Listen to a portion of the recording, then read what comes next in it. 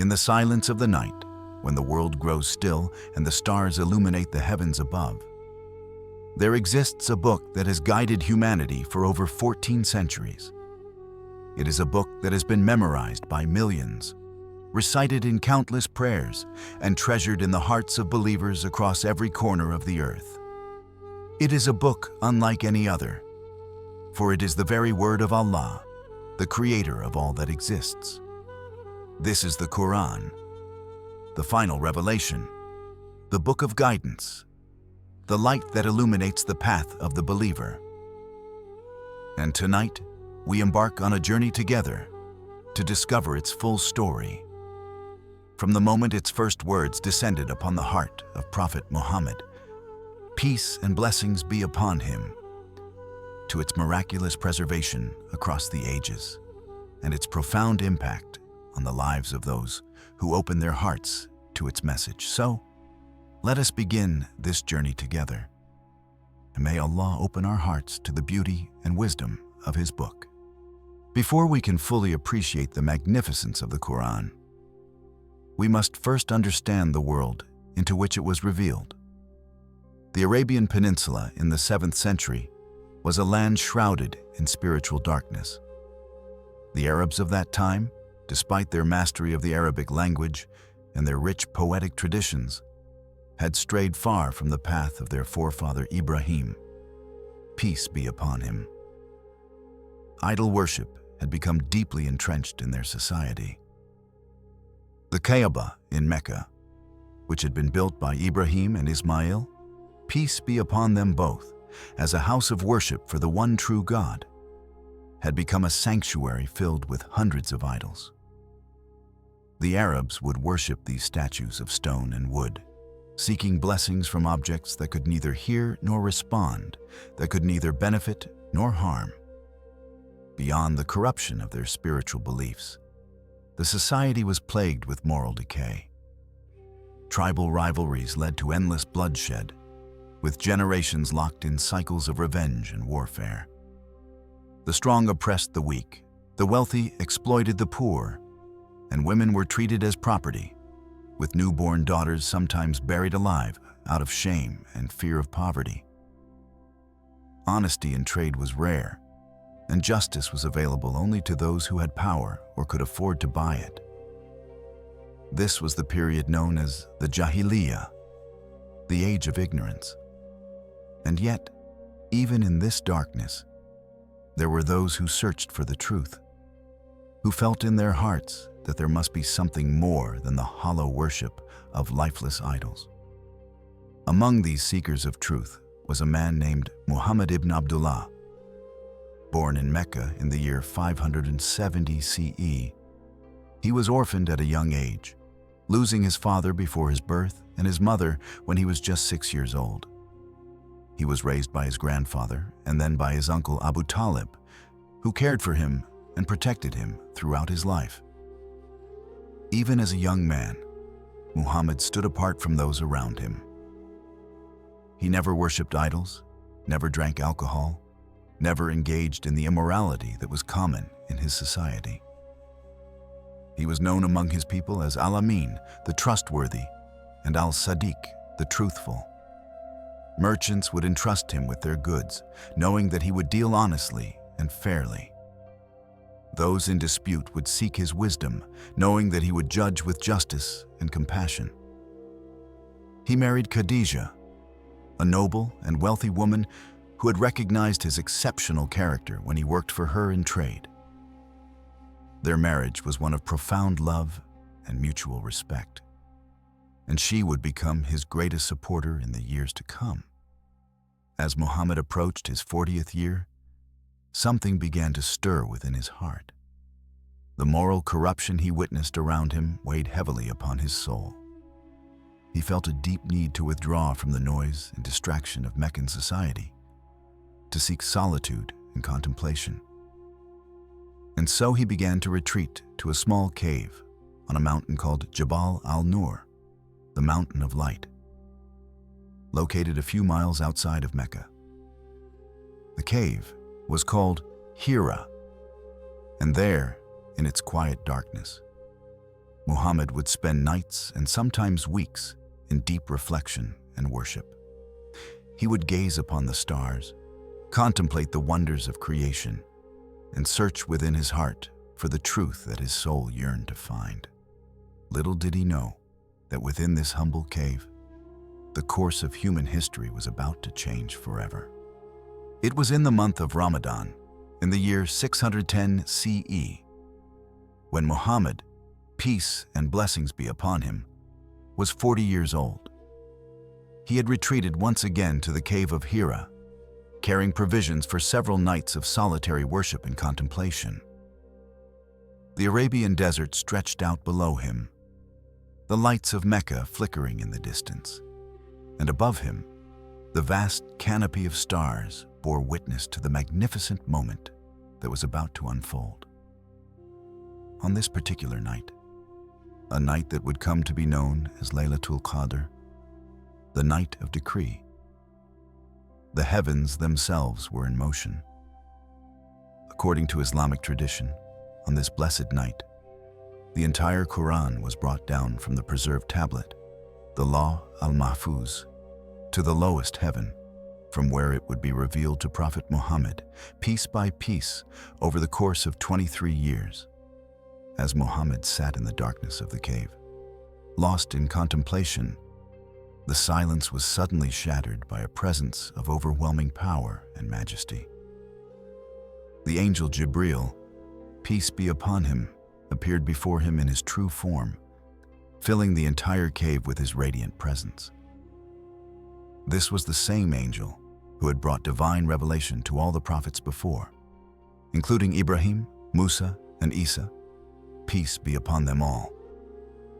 Jibreel approached Muhammad and commanded him with a single word that would echo through eternity: Iqra. Read. Muhammad, who had never learned to read or write, responded in confusion and perhaps fear, saying, "I cannot read." But the angel was not asking him to read from a page. He was commanding him to receive and recite the divine words that were about to be placed in his heart. Jibreel embraced Muhammad tightly, pressing him until the prophet felt that all his strength had left him. Then the angel released him and commanded again, "Read." Again, Muhammad replied that he could not read. The angel embraced him a second time, squeezing him even more tightly, until Muhammad thought he could bear it no longer. Upon release, the command came again: "Read." A third time, the angel embraced him with overwhelming force. And then, upon releasing him, Jibreel recited the first words of the Quran to be revealed to humanity. "Read in the name of your Lord, who created man from a clinging substance. Read, and your Lord is the most generous, who taught by the pen, taught man that which he knew not." These 5 verses from what would become Surah Al-Alaq were the beginning. In that moment, prophethood was bestowed upon Muhammad, and the bridge between the heavens and the earth was rebuilt. The divine communication that had been paused since the time of Isa, peace be upon him, was resumed, and the final message to humanity had begun its descent. Muhammad emerged from the cave trembling. According to the narrations, as he made his way down the mountain, he heard a voice from above. Looking up, he saw Jibreel, in his true angelic form, sitting upon a throne between the sky and the earth, his magnificent wings stretching across the horizon.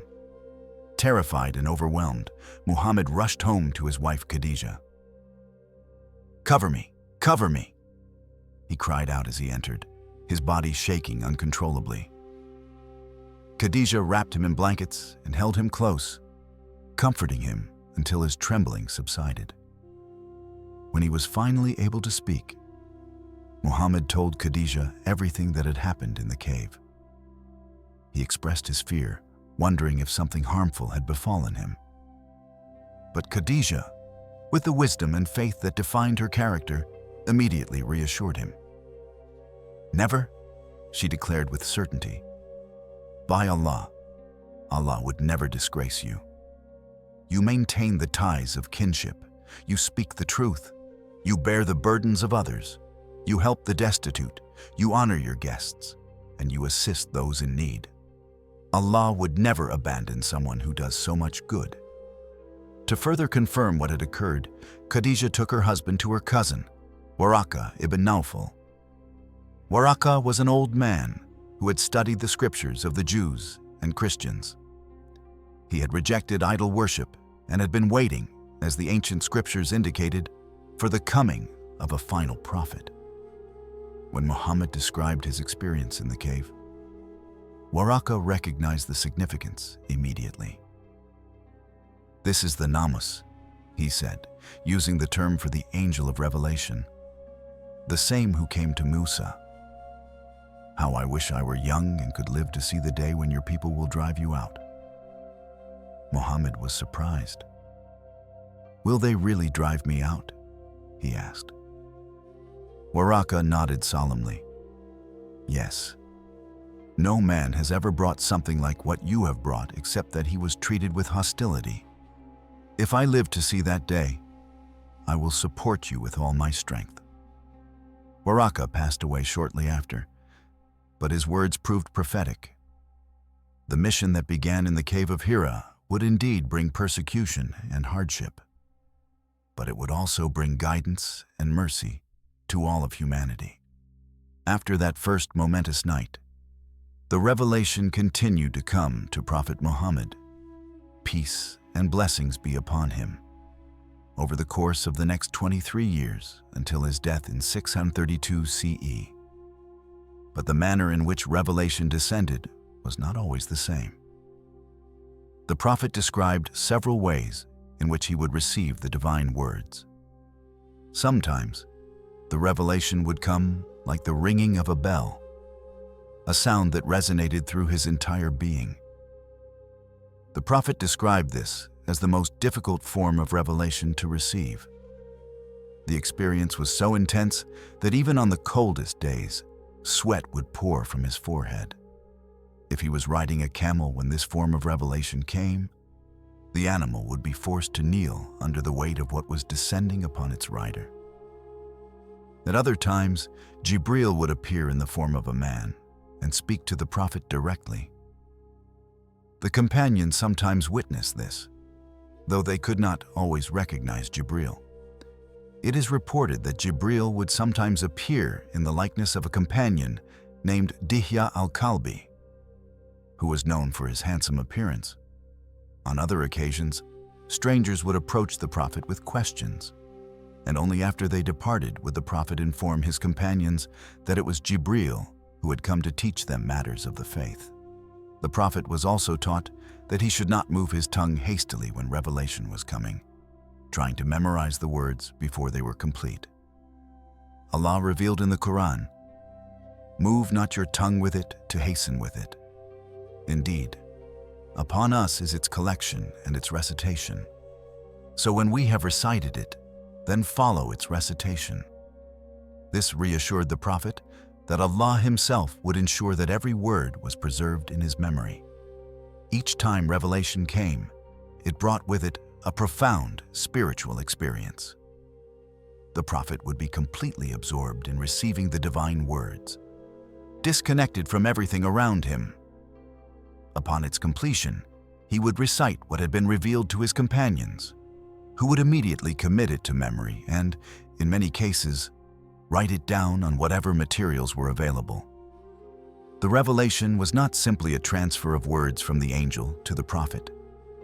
It was the divine speech of Allah himself, communicated through Jibreel, placed into the heart of the messenger. The Quran describes itself as having been revealed upon the heart of Muhammad, indicating that it was not merely heard, but deeply felt and internalized. This divine communication addressed the needs of the growing Muslim community in real time. When the believers faced hardship, verses of comfort and encouragement would descend. When questions arose about matters of faith or law, guidance would be revealed. When the hypocrites or disbelievers presented challenges, Allah would respond with His wisdom. The Quran was thus a living revelation, actively engaged with the events and circumstances of the Prophet's mission. One might wonder why the Quran was not revealed all at once, as the Torah was given to Musa, peace be upon him. The disbelievers of Mecca asked this very question, and Allah answered them in the Quran. And those who disbelieve say, "Why was the Quran not revealed to him all at once? Thus it is that we may strengthen thereby your heart, and we have recited it to you gradually, in stages." There was profound wisdom in this gradual revelation. First and foremost, it served to strengthen the heart of the Prophet. Each new revelation brought renewed contact with the divine, fresh assurance from Allah, and spiritual nourishment that sustained him through the most difficult trials. The visits of Jibreel were a source of immense comfort and joy for the Prophet, especially during times of persecution and hardship. The gradual revelation also allowed the teachings of Islam to be introduced in stages, making it easier for people to understand, accept, and implement them in their lives. Aisha, the wife of the Prophet and one of the greatest scholars of Islam, explained this wisdom beautifully. She said that the first verses to be revealed were short chapters from the end of the Quran that spoke about paradise and hellfire, about faith and the afterlife. These verses established the foundation of belief in people's hearts. Only after people had firmly embraced Islam did the verses concerning what is lawful and prohibited begin to be revealed. Aisha noted that if the first verse revealed had been, "Do not drink alcohol," the people would have said, "We will never stop drinking."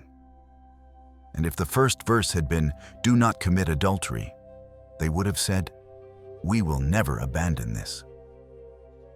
But because faith was established first, when the prohibitions eventually came, the believers said, "We hear and we obey." This gradual approach demonstrated Allah's mercy and understanding of human nature. Change is difficult, and transformation takes time. By revealing His guidance over 23 years, Allah gave the Muslim community time to grow, to strengthen their faith, and to gradually reshape their lives according to divine guidance. The piecemeal revelation also made it easier to memorize and preserve the Quran. In a society where oral tradition was highly developed, but literacy was not widespread, the gradual revelation allowed the companions to commit each new passage to memory before the next arrived. It is reported that companions would learn the Quran in manageable portions, sometimes just a few verses at a time, allowing for thorough memorization and understanding before moving on. Furthermore, the gradual revelation allowed the Quran to address specific events, questions, and situations as they arose. Many verses were revealed in response to particular incidents, and understanding these contexts helps illuminate their meanings. This connection between revelation and real-world events gave the Quran an immediate practical relevance that helped establish it as a living guide for all aspects of life. The Quran that we hold in our hands today consists of 114 chapters, called surahs in Arabic, which are further divided into verses called ayat. The word surah comes from a root meaning something enclosed, or a row of bricks in a wall, indicating how each chapter forms a complete, self-contained unit, while also being part of the greater whole. The shortest surah is Al-Kawthar, containing only 3 verses, while the longest is Al-Baqarah, with 286 verses. In total, the Quran contains over 6,000 verses and approximately 77,000 words in its original Arabic text. Yet despite this length, millions of Muslims throughout history have committed every single word to memory, a feat unparalleled in human history for any other book. The surahs of the Quran are broadly classified into 2 categories based on when they were revealed: Meccan and Medinan. The Meccan surahs are those revealed during the 13 years that the Prophet spent in Mecca before the migration to Medina, The Medinan surahs are those revealed during the 10 years he spent in Medina after the migration. These two categories have distinct characteristics. The Meccan surahs tend to be shorter with more rhythmic, powerful verses. They focus primarily on matters of faith and belief, the oneness of Allah, the reality of the Day of Judgment, the descriptions of paradise and hellfire, the stories of previous prophets and their communities, and calls to worship Allah alone. These surahs were revealed at a time when the Muslims were a persecuted minority, struggling to establish the foundations of their faith against the hostility of the pagan Quraysh. The Medinan surahs, by contrast, tend to be longer with more detailed verses. They were revealed after the Muslim community had migrated to Medina and established a functioning society. These surahs address matters of law and governance, social relations and family life, economic transactions and inheritance, warfare and peace, and the organization of the Muslim community. They provided the practical guidance needed to build and maintain an Islamic civilization. Interestingly, the arrangement of the surahs in the Quran is not chronological. The first surah revealed was Al-Alaq, but it appears as the 96th surah in the standard arrangement. Similarly, among the last surahs revealed was Surah Al-Nasr, but it appears as the 110th surah. The order we find in the Quran today is believed by the vast majority of scholars to have been divinely ordained. The Prophet, guided by Jibreel, instructed his companions exactly where each newly revealed passage should be placed within the structure of the Quran. The Quran is also divided into 30 equal parts called juz, which facilitates its complete recitation over the course of a month, particularly during Ramadan. Additionally, it is divided into 7 portions called manzils, allowing it to be completed in 1 week. These divisions were introduced to help Muslims engage regularly with the entire text. Every surah except one begins with the phrase Bismillahi al-Rahman al-Rahim, meaning, in the name of Allah, the most gracious, the most merciful. This opening reminds the reader that they are about to engage with the divine words of their Creator, beginning with His names of mercy and compassion. The exception is Surah Al-Tawbah, which opens without this phrase, a distinction that scholars have discussed at length, with many noting that it was revealed as a declaration of war against the treaty breakers and thus carries a more severe tone. From the very first moment of revelation, the preservation of the Quran began. The Prophet Muhammad, peace and blessings be upon him, understood the immense responsibility of conveying and preserving Allah's words, and he implemented a multi-layered system of preservation that ensured not a single letter would be lost or changed. The primary method of preservation was memorization. The Prophet himself memorized every word as it was revealed to him, and he immediately taught it to his companions. Many of these companions dedicated themselves to memorizing the entire Quran, becoming known as Hufaz, the guardians and protectors of the sacred text. Among the most notable of these were Ubay ibn Ka'b, Abdullah ibn Mas'ud, Salim the freed slave of Abu Hudayfa, Mu'ad ibn Jabal, Zayd ibn Thabit, and Abu Musa al-Ash'ari. The culture of memorization was deeply ingrained in Arabian society. Long before Islam, the Arabs had relied on their remarkable memories to preserve their poetry, genealogies, and histories. This oral tradition reached its highest purpose in the preservation of the Quran. The companions competed with one another in memorizing and reciting the sacred text, finding in its words the greatest source of guidance and blessing. But the Prophet did not rely on memorization alone. He also appointed scribes to write down the revelation as it came. When Jibreel would depart after delivering new verses, The Prophet would call for one of his literate companions and dictate to them exactly what had been revealed. Among these scribes were Zayd ibn Thabit, who would play a crucial role in the later compilation, as well as Ubay ibn Ka'b, Muawiyah ibn Abi Sufyan, and others. The writing materials available at the time were limited. The companions recorded the verses on whatever surfaces they could find: pieces of parchment, flat white stones, the shoulder blades of camels, palm leaf stalks, and pieces of leather. Despite the humble nature of these materials, the companions treated them with utmost reverence, understanding that they bore the very words of Allah. The Prophet would also instruct the scribes exactly where each new revelation should be placed. He would say, "Place this verse in the surah where such and such is mentioned," providing precise directions for the arrangement of the text. In this way, even before his death, the complete structure and order of the Quran had been established through divine guidance. According to authentic hadith traditions, every year during the month of Ramadan, the Prophet would review the entire Quran with Jibreel from beginning to end. This annual review, known as the Arda, ensured that the text was perfectly preserved and that the order of verses and surahs was correct. In the final Ramadan before the Prophet's death, this review was conducted twice, which many scholars understand as a signal that the revelation was complete and as a final confirmation of its perfect preservation.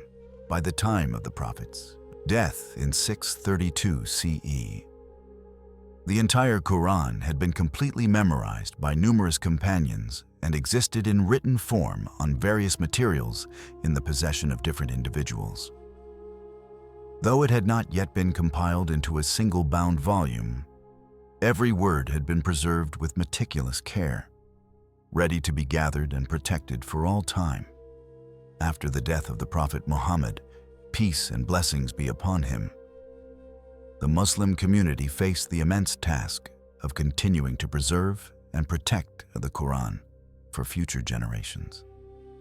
Within just a year of the Prophet's passing, a series of events would make this task even more urgent and lead to the first formal compilation of the sacred text. In the year 633 CE, the Muslim forces faced the false prophet Musaylimah in the Battle of Yamama.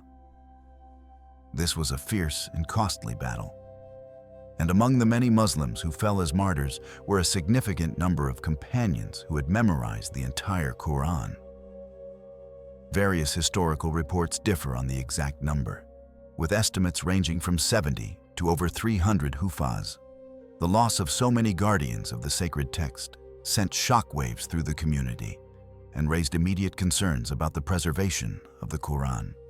Umar ibn al-Khattab, who was known for his deep love of the Quran and his far-sighted wisdom, recognized the danger. He approached the first caliph, Abu Bakr al-Siddiq, with an urgent proposal. "The casualties have been heavy among the reciters of the Quran in the Battle of Yamama," Umar said, "and I am afraid that more heavy casualties may take place in other battlefields, whereby a large part of the Quran may be lost. Therefore, I suggest that you order the collection of the Quran into one book." Abu Bakr was initially hesitant. He was a man of profound reverence and caution, and he worried about doing something that the Prophet himself had not done. "How can I do something which the Messenger of Allah did not do?" he asked. But Umar persisted, recognizing that the circumstances had changed and that the preservation of the Quran required action. He continued to present his case until, as Abu Bakr later described it, "Allah opened my chest for it." The caliph came to recognize the wisdom and necessity of the proposal.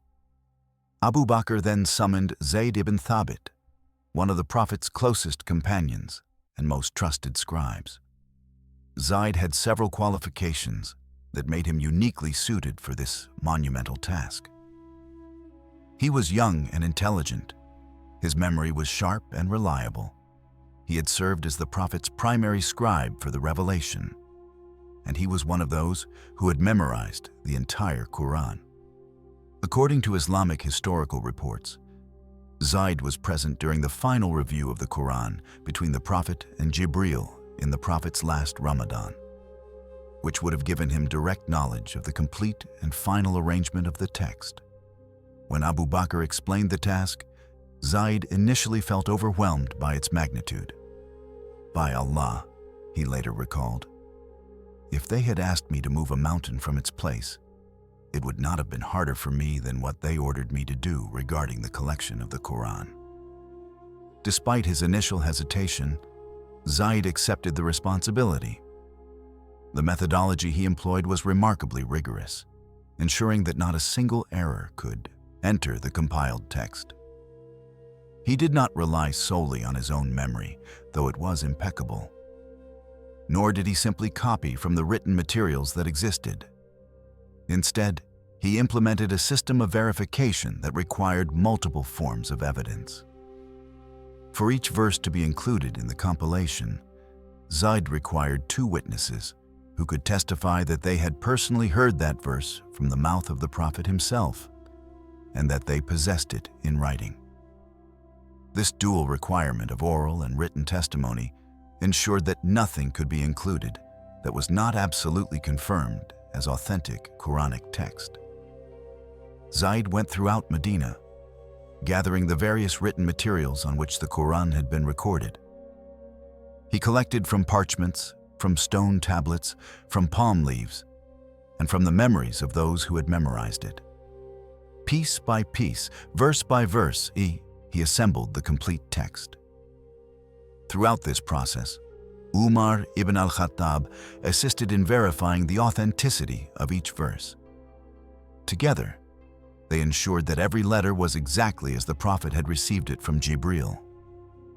When the compilation was complete, the Quran existed for the first time in a single collection between 2 covers. This collection was called the Suhuf, meaning sheets or pages.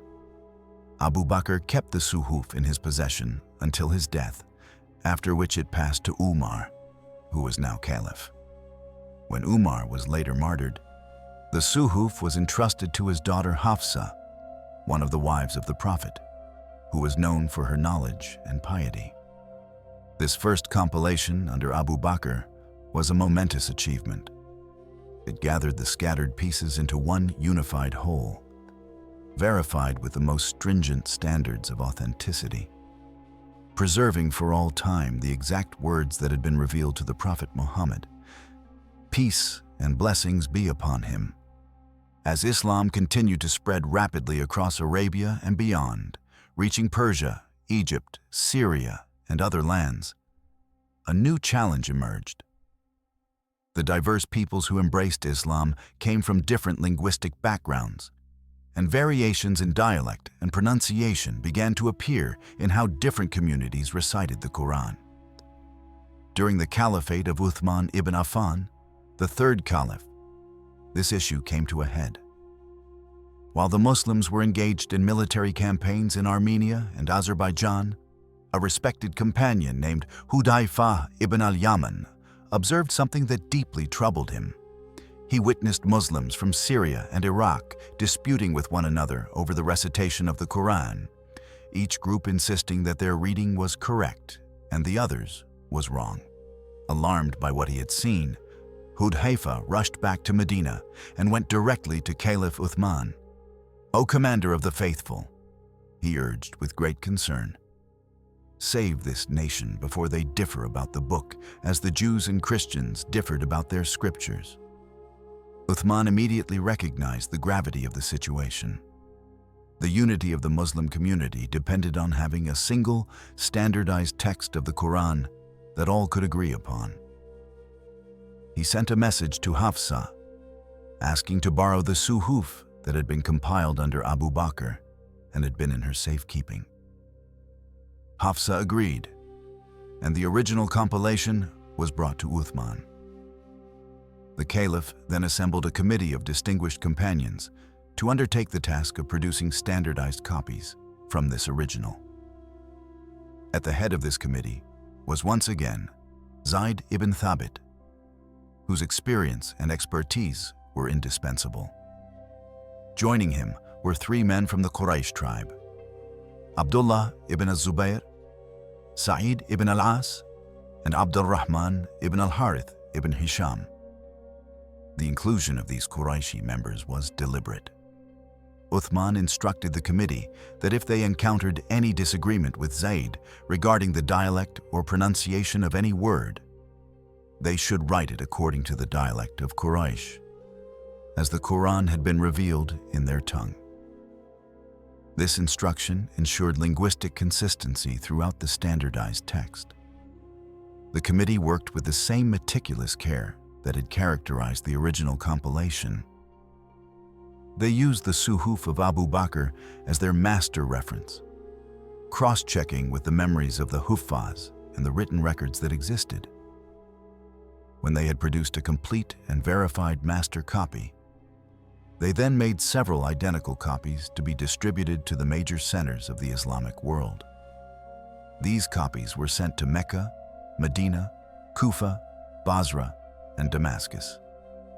Each copy was accompanied by a skilled reciter who could teach the people how to recite the text correctly, ensuring that the written word was matched by authentic oral transmission.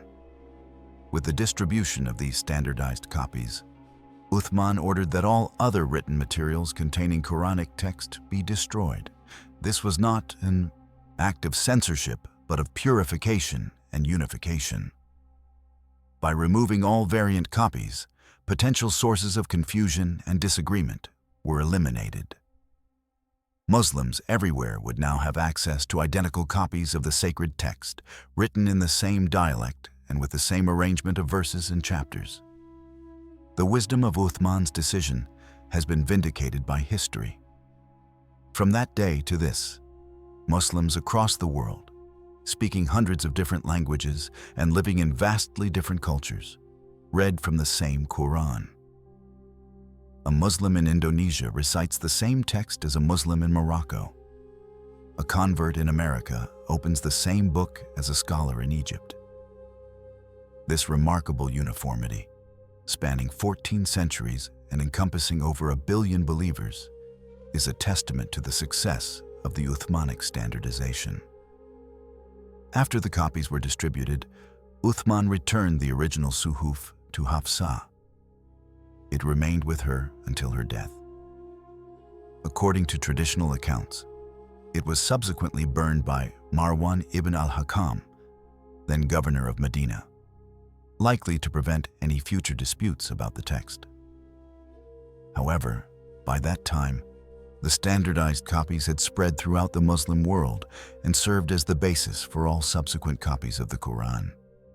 Throughout human history, sacred scriptures have faced the constant threat of alteration, corruption, and loss.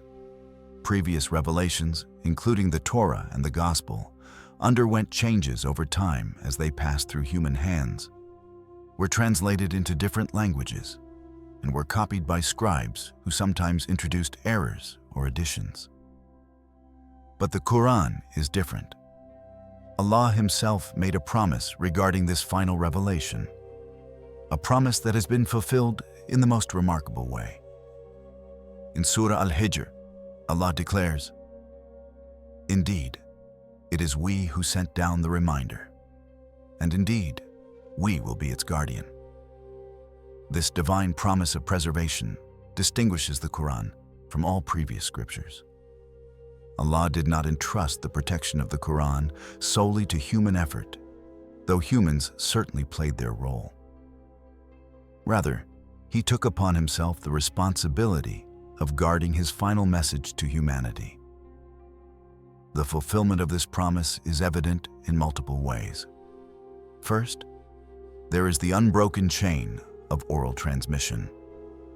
From the Prophet Muhammad to his companions, from the companions to the next generation, and so on through the centuries, the Quran has been transmitted through continuous memorization. Today, there are millions of Huffaz around the world, people who have committed the entire Quran to memory, letter by letter, word by word. If every written copy of the Quran were somehow destroyed, the entire text could be reconstructed from memory within hours. This phenomenon is unique to the Quran. No other book in human history has been memorized by so many people with such precision. Children as young as 5 and 6 years old memorize the complete text, as do elderly scholars who have spent their lives in its study. People who do not even speak Arabic as their native language memorize the Quran in its original Arabic, preserving not just its meanings, but its exact sounds and pronunciation. The written tradition has been equally robust. From the Uthmanic codices to today's printed editions, the text has remained identical. Ancient manuscripts discovered in recent decades, such as the Birmingham manuscript dated between 568 and 645 CE, have confirmed what Muslims have always known. The Quran we read today matches the text that was written in the earliest days of Islam. The Sana'a manuscripts discovered in Yemen in 1972, while containing some variant readings in their lower erased text, demonstrate the standardization process that took place under Uthman and the consistency of the upper Uthmanic text with modern copies.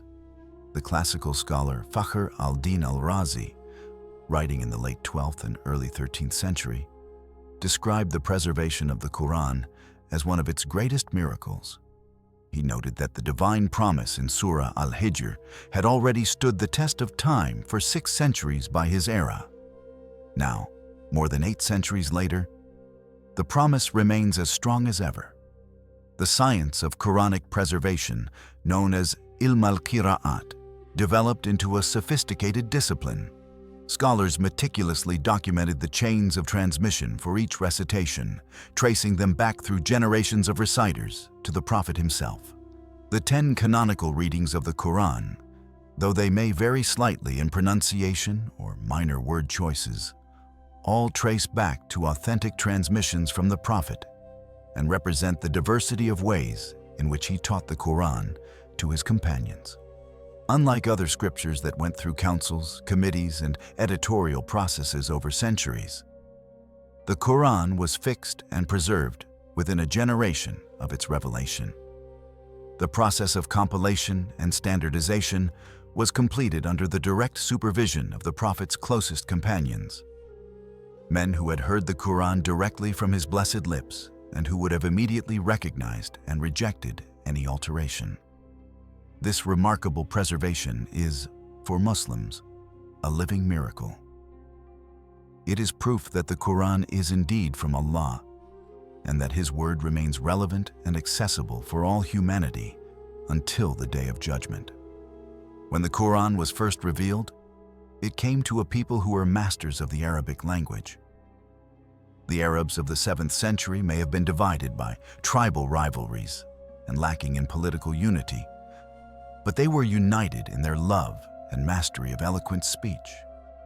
Poetry was their highest art form, and poets were celebrated as the spokespeople of their tribes, their words preserved and passed down through generations. Into this world of linguistic excellence came the Quran, and its effect was nothing short of revolutionary. Those who heard its words recognized immediately that they were unlike anything they had ever encountered. This was neither poetry nor prose, neither the speech of humans nor the familiar forms of Arabian literature. It was something entirely new, something that transcended the categories they knew.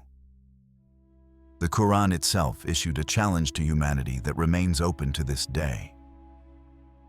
And if you are in doubt about what we have sent down upon our servant, then produce a chapter the like thereof and call upon your witnesses other than Allah, if you should be truthful. This challenge, known as the Tahadi, has never been met. Over 14 centuries, despite the best efforts of those who opposed Islam, no one has ever produced even a single chapter that matches the Quran's unique combination of eloquence, depth, rhythm, and meaning. Arabic poets and writers including some who openly sought to disprove the Quran's divine origin, have attempted to imitate it, but their efforts have only highlighted the impossibility of the task. The concept of the Quran's inimitability is called ijaz in Arabic, meaning that which renders others incapable. The ijaz of the Quran operates on multiple levels. On the linguistic level, the Quran achieves a perfect balance between simplicity and complexity. Its words are clear enough for a child to understand, yet profound enough to occupy scholars for lifetimes. Each word is precisely chosen, unable to be replaced with any synonym without losing some shade of meaning. What makes this even more remarkable is that the Quran was delivered through Prophet Muhammad, peace and blessings be upon him, an unlettered man who had never composed poetry or studied rhetoric. Yet the words that flowed from his lips during revelation were of such extraordinary quality that the masters of Arabic eloquence were left speechless. The story of Al-Walid ibn al-Mughira, as preserved in Islamic tradition, illustrates this impact. Al-Walid was one of the leaders of Quraysh and was renowned for his judgment on matters of poetry and eloquence. When he heard the Quran, he was deeply moved and acknowledged its exceptional nature. According to the reports preserved in tafsir literature, when pressured by Abu Jahl to denounce it, he reportedly said that what the Prophet recited was not the speech of humans or jinn, that it possessed a unique sweetness and grace, and that it surpassed all other speech. This reluctant testimony from one of Islam's staunchest enemies speaks volumes about the Quran's impact on those who heard it with open ears, even if their hearts remained closed. The shortest surah in the Quran, Al-Kawthar, contains only 10 words in Arabic across 3 verses. Yet scholars of Arabic rhetoric have identified numerous rhetorical and literary devices within these few words, with some analyses suggesting over 20 different features. The depth of meaning, the perfection of structure, and the beauty of sound all combine in a manner that remains impossible to replicate, even in such a short passage.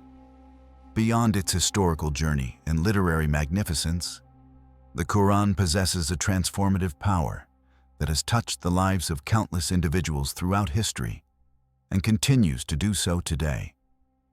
It is not merely a book to be read.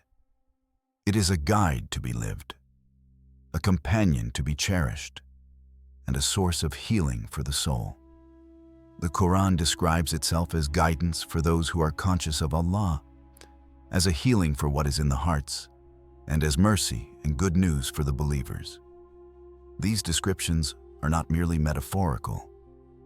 Muslims throughout history have experienced the Quran as a living force that transforms character, heals wounds, and illuminates the path through life's darkest moments. Consider the transformation that occurred in the first generation of Muslims.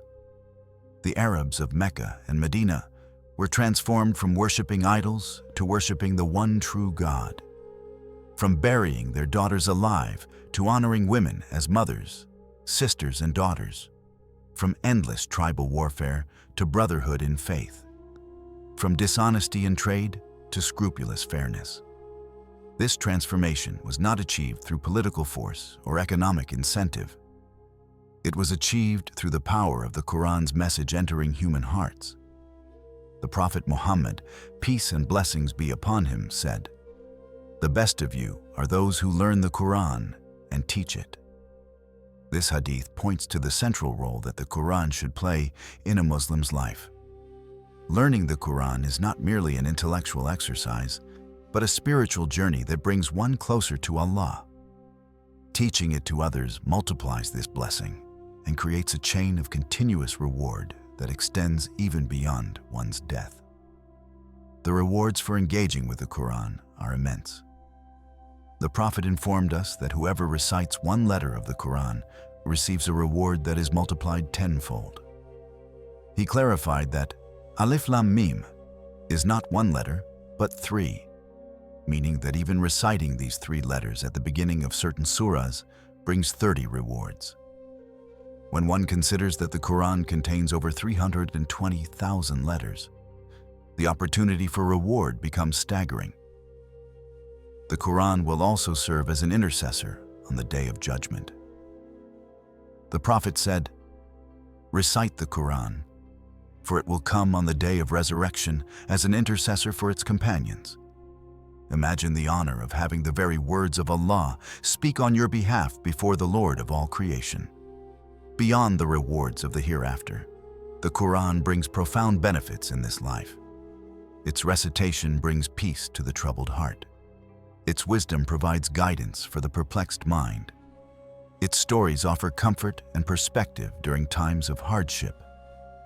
Its rulings provide a framework for living that leads to individual well-being and social harmony. Some contemporary studies have explored the physical and psychological effects of Quranic recitation. Preliminary research suggests that listening to the Quran may help promote a sense of calm and reduce feelings of anxiety in listeners. While more rigorous research is needed to fully understand these effects from a scientific perspective, Muslims have known for 14 centuries what their own experience confirms. The Quran is indeed, as it describes itself, a healing for what is in the hearts. As we reflect on the magnificent story of the Quran, from its first revelation in the Cave of Hira to its miraculous preservation across the centuries, we must ask ourselves, what role does this blessed book play in our lives today? The Quran was not revealed to be placed on a shelf, honored from a distance, but never engaged. It was revealed to be recited, to be pondered, to be understood, and to be lived. Every generation of Muslims is called to establish their own relationship with this divine book, to find in its verses the guidance they need for their particular circumstances, and to pass on its teachings to those who come after. In our modern world, with its endless distractions and constant noise, the Quran offers a sanctuary of peace and clarity. When we open its pages, we enter into conversation with our Creator. The words we recite are the very words that Allah spoke, preserved exactly as they were revealed. What greater honor could there be than to engage directly with the speech of the Lord of all worlds? The Quran offers guidance for every aspect of life.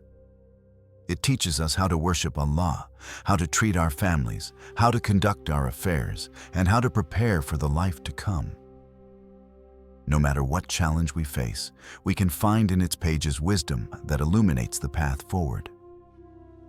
The regular recitation of the Quran brings countless blessings into our lives. It strengthens our faith, purifies our hearts, and connects us to the vast community of believers who have cherished this book throughout history. For those who cannot read Arabic, translations offer access to the meanings of the Quran, though they can never fully capture the majesty of the original text. Learning even basic Arabic can open doors to deeper appreciation. Let us make a commitment tonight to strengthen our relationship with the Quran. If we do not recite daily, let us begin. If we recite without understanding, let us seek knowledge of its meanings. If we understand but do not act, let us strive to implement its teachings in our lives. The Quran is a treasure that only increases in value the more we engage with it. As we come to the end of our journey through the story of the Quran, we are left with a profound sense of awe and gratitude. The Quran is not merely a book, it is a miracle. From the moment Jibreel first appeared to the Prophet in the Cave of Hira to this very night, when millions of Muslims around the world recite its verses, the Quran has remained unchanged, protected by the promise of Allah. The companions of the Prophet sacrificed everything to preserve this book. They memorized it, wrote it down, compiled it, standardized it, and transmitted it faithfully to subsequent generations. Their dedication ensured that we, 14 centuries later, can hold in our hands the exact same words that the Prophet Muhammad, peace and blessings be upon him, received from Allah through Jibreel. The Quran continues to call to humanity, inviting all to reflect upon its verses and to follow its guidance. It speaks to the heart that is open, providing comfort in sorrow, guidance in confusion, and hope in despair. For the believer, the Quran is the rope of Allah, connecting the servant to the Lord. It is the straight path that leads to paradise and the light that dispels the darkness of ignorance. May Allah grant us the love of His book.